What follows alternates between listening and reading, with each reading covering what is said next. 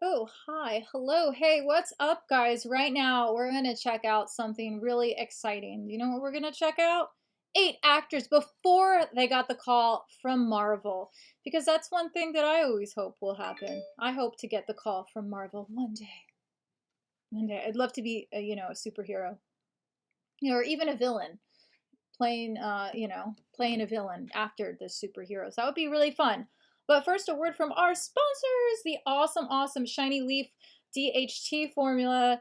Do you see it? Wait, this lighting is really, okay. And then here's the pills. And I've been taking it every day for a month, guys. And I want to let you know that my hair is so much shinier now after taking this. It's awesome. DHT is a hormone that people start producing that blocks the growth of hair and causes hair loss. And it's really important to have a natural shampoo that fights these things. As we get older, we lose certain things, our appearance gets worse, and you know what, guys, it's really important to keep that appearance up. So I actually really love this product. As you see, I've been using it often, and being an actor, it's important to take care of yourself, guys. I can't stress it enough how important it is to take care of your hair, your nails, your body.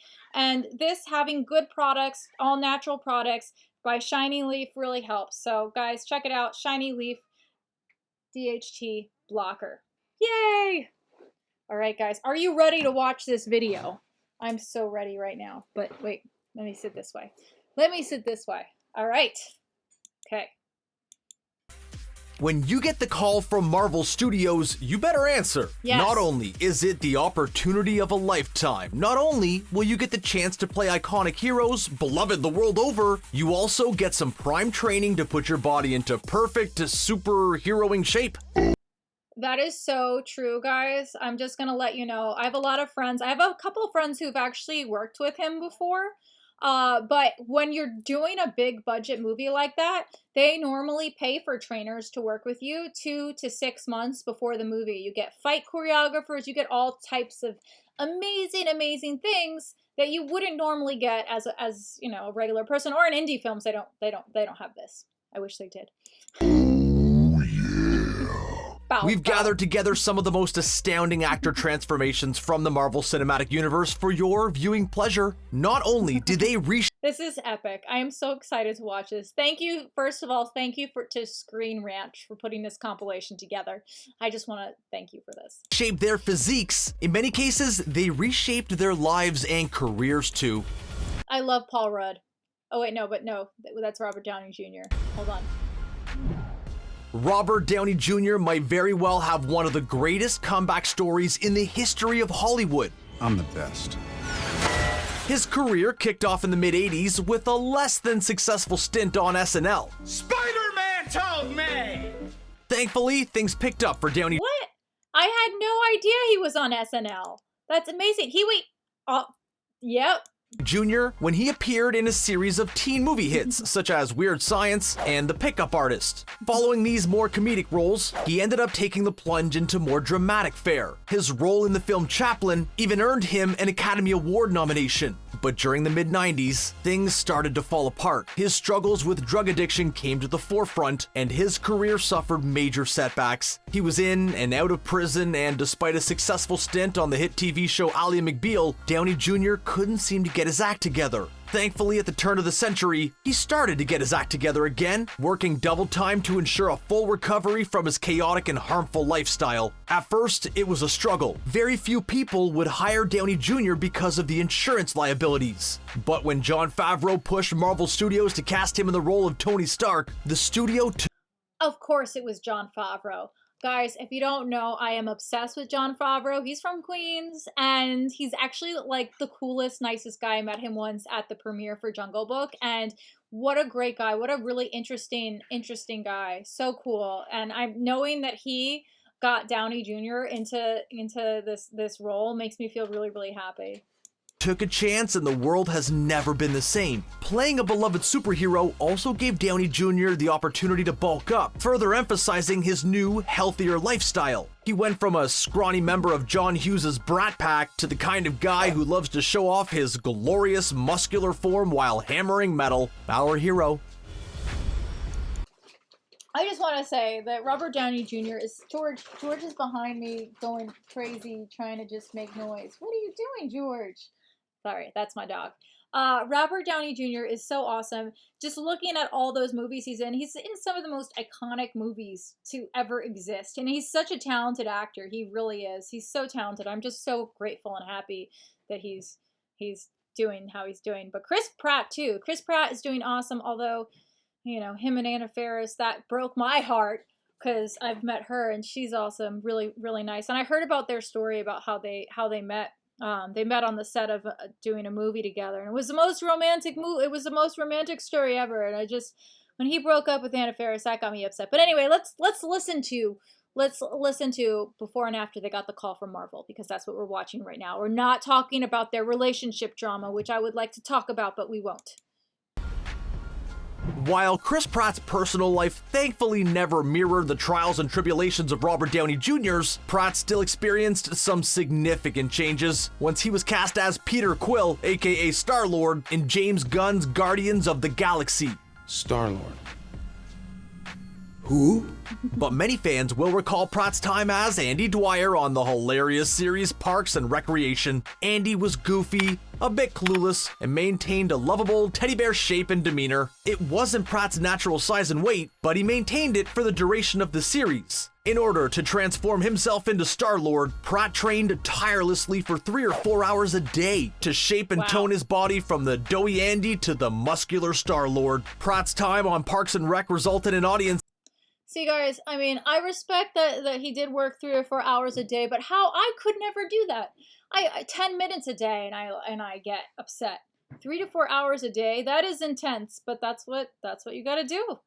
And being an actor, it's crazy. A lot of my friends that are male actors, they talk about that fear of having to go in the room and then the casting director tells them to take their shirt off because they have to see, like, are they gonna look like an action hero? It's a big thing, guys. That's what you have to. That's all you have to. That's what you have to look like. Just letting you know.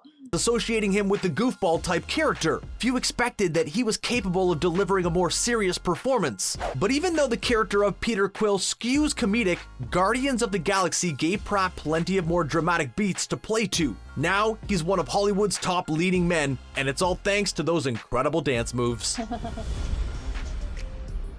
Evan's career didn't start out that dissimilarly from Downey Jr.'s and Pratt's. He made his big breakthrough in the teen comedy Not Another Teen Movie before making his first foray into the world of Marvel.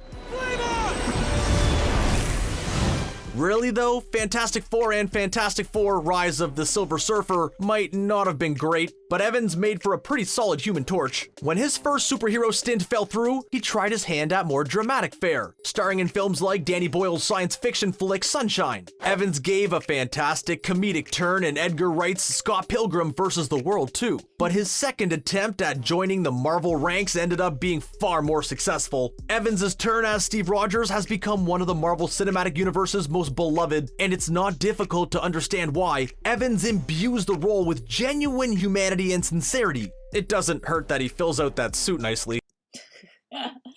Wow, he's funny. Screen Rant, you're funny. You're very funny. I loved Captain America. Definitely loved it. He's not my favorite Marvel character, but definitely up there. Definitely up there. There's a place in my heart for Dr. Strangelove. He's my favorite. Not that he was ever in dire need of losing 60 pounds like his fellow Chris Pratt, but when Steve emerges from that pod, totally transformed, it's tough not to mutter an audible Keanu Reeves inspired. And we'd be remiss if we neglected to mention the final Chris in the MCU equation. Chris Hemsworth, the god of thunder himself. Unlike the other Chris's on our list, Hemsworth was relatively unknown when he first appeared in 2011's Thor. His biggest role up to that point had been in J.J. Abrams' first Star Trek film, where he played Captain Kirk's father, George Kirk. Hemsworth had already been in decent shape, but he still needed to prepare himself to take on the role. He trained with former Navy SEAL Duffy Gaver, the same trainer Chris Pratt would end up using to get in shape for Guardians of the Galaxy. They spent the majority of their training focusing on Hemsworth's arms and shoulders, probably to ensure that he was worthy of. I want to work with one of these celebrity trainers. Where can I get one of them? you just call them up, probably not. I think you have to be referred to them, or they work for the studio, whatever studio is filming the movie specifically. But wow, that's really smart. Like if you would look at somebody and say, okay, this part of their body needs more, this part needs more. That's one of the things I always wanted. Wielding Mjolnir. You're all not worthy. Hemsworth ended up gaining 20 pounds for the part and has maintained the look through the majority of his career. Pretty cut. Well, with the exception of Fat Thor, that is. Brie Larson! All right, enough with the dudes. Let's give the ladies a little time to shine. Before getting cast as Carol Danvers, aka Captain Marvel, Brie Larson had established herself as one of Hollywood's most impressive young talents. She appeared in films like Edgar Wright's Scott Pilgrim vs. the World, Destin Daniel Cretton's Short Term 12. Her biggest breakthrough came in 2015's Room. The performance earned her her first Oscar for Best Actress. It wasn't much of a surprise when Marvel Studios cast Larson in the coveted role of Carol Danvers. Her talent is undeniable. It also wasn't much of a surprise that Larson engaged in an intense workout regimen to put her into superheroing shape. Lucky for us, she ended up posting many photos and videos of her training time to her social media accounts. One of her routines involved pushing an almost 5,000-pound Jeep for a full minute. Another involved weighted push-ups, where she would wear a heavy chain on her back while doing push-ups. Of course, there were the standard hip thrusts, walking lunges, and pull-ups, but honestly, that whole car thing has us super impressed. How did she do that car thing? Was that for real? Guys, let me know if you think that was for real. That was crazy. I mean, I love Brie Larson, but that just made me love her even more. As you can no doubt tell from the film, all that hard work paid off. Though we're more than a little disappointed that there wasn't a scene involving Captain Marvel pushing a car up a hill. One of the most insane transformations we've seen come out of the Marvel Cinematic Universe is that of comedian/writer/actor Kumail Nanjiani's. When he posted a photo of his new physique on his Instagram in late December, wow, he looks great. Some thought it was photoshopped. Turns out it was the real deal, and Wow. Nanjiani was preparing for his role in Marvel's Eternals film. He said, quote, "I never thought I'd be one of those people who would post a thirsty shirtless," Nanjiani stated in the photo's caption, "but I've worked way too hard for too long, so here we are." It's a stark contrast from the Kumail Nanjiani people have come to know and love from his work in films like The Big Sick and TV shows like Silicon Valley. So how exactly did he pull off his new look? Turns out it was a year's worth of devoted training with some of the best trainers and nutritionists Marvel Studios could buy. So just think, dear viewer, you too could look just like Mr. Nanjiani. It's as easy as getting Marvel to hire you for one of their upcoming MCU films.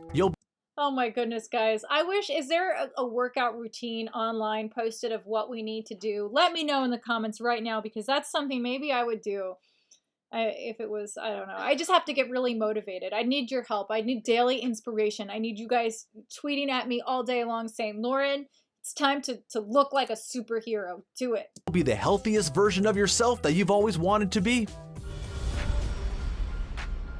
And since we've broached the subject of skinny comedians turned muscular superheroes, let's talk a bit about Paul Rudd's transformation. Rudd's career kicked off in the mid-90s with roles in Clueless and Halloween, The Curse of Michael Myers. In the early 2000s, he joined up with the Judd Apatow comedy crew, which included the likes of Will Ferrell, Seth Rogen, Steve Carell, and Jonah Hill. His gloriously mustached turn as Brian Fantana confirmed Rudd's status as one of the funniest human beings on the planet. His likable, everyman quality made him the perfect candidate for Scott Lang in Marvel's Ant-Man.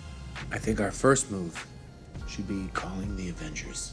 But would that everyman quality translate to a muscular superhero form? Audiences were pleasantly surprised by 2015's Ant-Man to discover the 45-year-old actor had put in time at the gym. In an interview with Men's Journal, Rudd explained, "I was one of those people who always wanted the results but never wanted to put in the work. For Ant-Man and the Wasp, Rudd went even further. He kicked off every day with an hour of cardio, then breakfast and weights. He would do a second round of cardio 3 times a week for I just hate cardio, guys. Is it my fault that I hate cardio? I do not like it. I do not like it at all. half an hour. So quit coming up with excuses and get to work. Get off your computer, go outside, exercise. But be sure to finish this video first. We're almost done. Last but not least in the slightest, the Black Panther? King of Wakanda himself, Mr. Chadwick Boseman. Before he got the call to join the Marvel Cinematic Universe, Boseman had established himself as a major talent, with performances as Jackie Robinson in 42 and James Brown in Get On Up. These roles required acting chops and a level of physical fitness, so when the time came to play T'Challa in the character's first MCU appearance, Captain America Civil War, Boseman was already off to a good start. It also didn't hurt that he already had a background in martial arts. To ensure he met the Black Panther's physical standards, Boseman worked an additional 4 hours a day with his personal trainer Addison Henderson. Wow. They took particular inspiration from Christopher Priest's Black Panther run. Henderson put great care into ensuring that Boseman matched the character's comic book physique and that he didn't get too bulky. It was important for T'Challa to appear agile and quick on his feet. We rarely stopped moving during our sessions, Henderson explained to Men's Journal. We trained like we were going into the fight of our lives. Oh my goodness. How about those transformations? Wow, guys.